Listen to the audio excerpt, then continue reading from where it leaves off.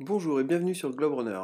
Encore une nouveauté sur le marché des montres GPS de running avec cette Garmin Forerunner 630 que nous allons tester aujourd'hui. Elle vient remplacer la 620 sortie il y a maintenant un peu plus de 2 ans, autant dire une éternité sur un marché en pleine ébullition. La 620 et la 630 ont forcément un air de famille qu'il serait difficile de renier. Mais cette 630 est équipée d'un écran tactile plus large que celui de la 620, ce qui s'avère nettement plus agréable à l'usage.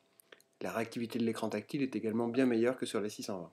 Au final, peu de changements niveau design, c'est plutôt dans ces nouvelles fonctionnalités que la 630 se démarque. Au-delà des fonctions de base qu'on est en droit d'attendre d'une montre GPS de running comme l'allure, la vitesse, la distance, la fréquence cardiaque et tant d'autres, la 630 va bien plus loin dans l'analyse de course et propose des mesures telles que la longueur de foulée ou la symétrie du mouvement.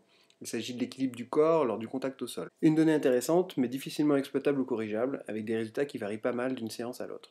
La 630 évalue aussi l'efficacité de la foulée, estime le seuil lactique ainsi que le niveau de la fatigue du corps. Elle dispose également d'un indicateur de performance qui se base sur l'estimation de la VO2 max. Des indications intéressantes pour optimiser les entraînements, comme les temps de récupération. Elle dispose également de nombreuses fonctions connectées. Téléchargement automatique des données vers Garmin Connect grâce à une connexion Wi-Fi, suivi en temps réel de vos séances, smart notifications directement consultables sur la montre, comme vos SMS, vos mails, vos appels. La 630 fait également office de tracker d'activité, nombre de pas quotidiens, distance, calories et analyse du sommeil, une habitude maintenant sur de nombreux modèles de la marque. Avec Connect IQ, il devient possible de personnaliser la 630 en téléchargeant des champs de données, des cadrans de montres, des widgets et des applications directement depuis un smartphone. La nouvelle ceinture cardiaque vendue avec la 630 dispose d'un capteur intégré à la ceinture textile, contrairement à ce qui se faisait sur les modèles précédents. Une ceinture confortable à l'usage, qui reste bien en place, et qui est tout de même bien plus précise que le capteur optique intégré à certains modèles. L'acquisition du signal GPS est assez rapide, et la précision de la trace plus qu'acceptable.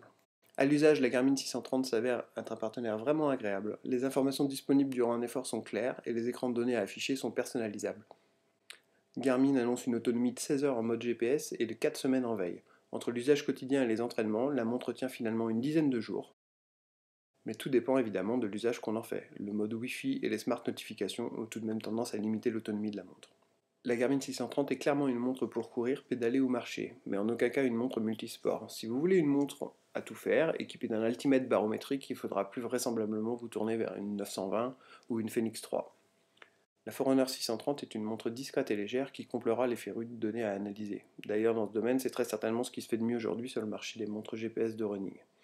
Bref, si vous êtes un coureur sur route à la recherche d'une montre connectée disposant de nombreuses fonctions avancées pour vous accompagner au quotidien, la 630 est très certainement le modèle qu'il vous faut. Voilà, le test est terminé. Vous retrouverez davantage de détails sur ce modèle en consultant notre article consacré à la Garmin 630 sur Globe Runners. Merci de votre fidélité et à très bientôt pour de nouveaux tests sur globerunners.fr.